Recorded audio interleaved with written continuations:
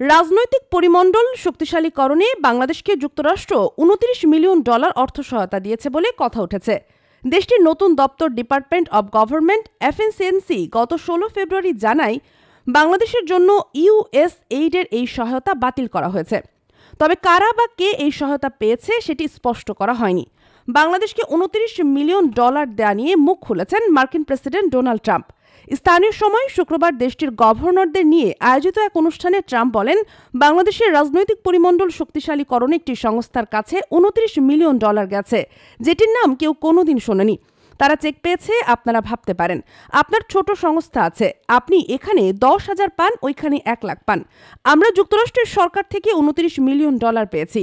ওই সংস্থায় মাত্র 2 জন কাজ করেন। আমি মনে করি তারা খুব খুশি, তারা খুবই ধনী। কয়েকদিন পর মহান ব্যক্তি হওয়ার জন্য কোনো বড় ম্যাগাজিনে তাদের ছবি প্রকাশ হবে। তিনি আরো বলেন, রাজনৈতিক পরিমণ্ডল শক্তিশালী করতে বাংলাদেশকে $29 মিলিয়ন দেওয়া হয়েছে। কেউ জানে না এই রাজনৈতিক পরিমণ্ডল কি, এটির মানে কি। এছাড়া ভারতে ভোটদানে উৎসাহী করতে $21 মিলিয়ন দেওয়া হয়েছে বলেও দাবি করেন ডোনাল্ড ট্রাম্প। তিনি বলেন, আর $21 মিলিয়ন যাচ্ছে আমার বন্ধু প্রধানমন্ত্রী মোদির কাছে ভোটারদের ভোট কেন্দ্রে আনার জন্য। আমরা ভারতকে এজন্য $21 মিলিয়ন দিচ্ছি।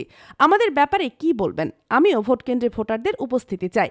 এদিকে বাংলাদেশের কোনো সংস্থা যুক্তরাষ্ট্রের কাছ থেকে $29 মিলিয়ন পেয়েছে সেটি এখনো স্পষ্ট নয়। তবে বৃহস্পতিবার ভারতীয় সংবাদ মাধ্যম ইন্ডিয়ান এক্সপ্রেস এক প্রতিবেদনে দাবি করেন, ভারত যুক্তরাষ্ট্রের কাছ থেকে নির্বাচনের জন্য কোনো টাকা পায়নি। তারা বলেছে 2022 সালে বাংলাদেশকে $21 মিলিয়ন দেওয়া হয়, যেগুলো প্রথমে 2022 সালের জুলাই আমরা ভোট আমার প্রকল্পে এবং পরে নাগরিক প্রকল্পের আওতায় ইউএসএইড এই সহায়তা দেয় বলে দাবি করে সংবাদ মাধ্যমটি। দেশ জগৎ ইন্টারন্যাশনাল ডেস্ক।